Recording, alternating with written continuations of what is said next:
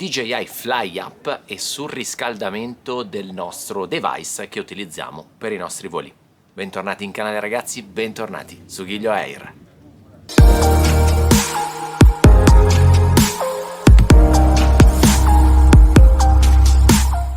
Ciao a tutti ragazzi, bentornati o benvenuti in canale. Io sono Marco e oggi nuova puntata, nuovo episodio dedicato ai droni di casa DJI. Oggi metteremo la nostra attenzione, il nostro focus su uno dei problemi che ci ha un po' più preoccupato durante quest'estate così calda, ossia il surriscaldamento del nostro device che utilizziamo per i nostri voli con i nostri droni DJI. Ma prima di continuare, come sempre, ti chiedo un like se alla fine di questo video lo reputerai interessante e lo reputerai utile, e perché no, se tu ancora non facessi parte della nostra community, ti invito ad iscriverti attivando la campanella per rimanere sempre aggiornato su tutte le mie prossime pubblicazioni. Ma entriamo subito nel vivo del video odierno. In molti di voi mi avete segnalato in questi mesi problemi relativi al device, soprattutto con il susseguirsi delle varie release di casa DJI. Non ultima la 1.4.8 che sapete che per comodità la chiamo 148. Uno dei problemi più diffusi che ahimè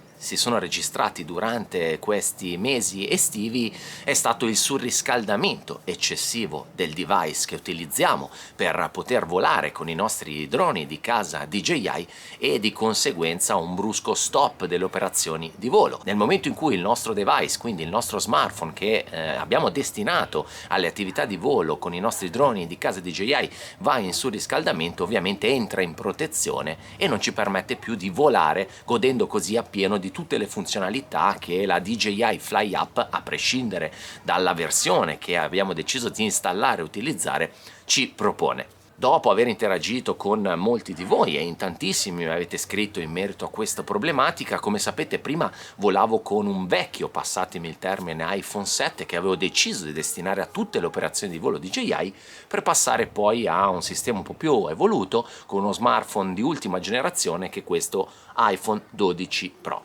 Beh ragazzi, con questo iPhone 12 Pro indubbiamente ho rilevato anch'io parecchie problematiche di questo tipo. Dopo pochi minuti in giornate particolarmente calde e afose ho avuto anch'io dei problemi di surriscaldamento che non mi hanno portato a poter compiere il volo fino alla fine, godendo appieno, come vi dicevo poco fa, delle varie funzionalità che la DJI Fly Up ci può offrire. Ho eseguito vari voli prova, vi premetto che ho concentrato la mia attenzione su Apple, anche perché la maggior parte di voi mi ha segnalato questa disfunzione su dispositivi iOS.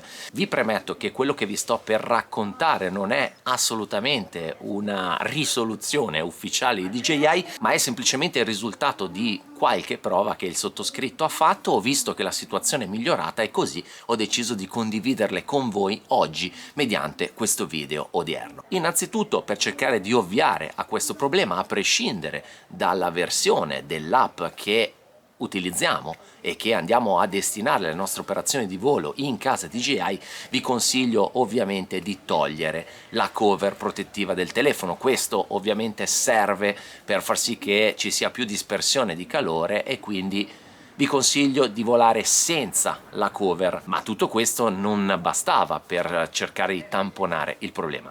Così, passatemi il termine, ho smanettato un po' nelle varie impostazioni dell'iPhone e ho cercato di trovare un compromesso che, come vi dicevo, non risolve completamente la problematica, però per quanto mi riguarda sia su DJI Mavic Mini sia su DJI Mini 2 e perché no anche su Air 2 mi ha permesso di volare un po' di più, sfruttando al massimo le potenzialità dell'app senza dover necessariamente cambiare smartphone. Quindi con iPhone 12 Pro, con queste piccole accortezze che vi sto per elencare, il mio tempo di volo si è sicuramente prolungato.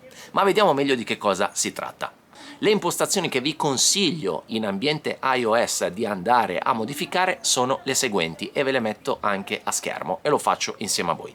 Entriamo nelle impostazioni del nostro iPhone, andiamo su schermo e luminosità e spuntiamo la vista automatico, dove c'è aspetto, vedete abbiamo chiaro, scuro e sotto abbiamo la voce automatico. Mettiamo il tick sull'opzione automatico. Ritorniamo indietro e entriamo nel campo batteria e vistiamo prima di volare e attiviamo prima di connettere il nostro drone all'applicativo DJI la voce risparmio energetico. Due piccolissime accortezze che però personalmente mi hanno dato la possibilità di volare un po' più a lungo, come vi dicevo, in giornate caratterizzate da grande caldo e dove in questo caso il mio iPhone 12 Pro andava davvero in difficoltà e mi si surriscaldava veramente tanto, compromettendomi di molto le attività di volo. Detto questo, non è sicuramente un rimedio definitivo, come vi dicevo questo è il risultato di qualche prova effettuata, di qualche test effettuato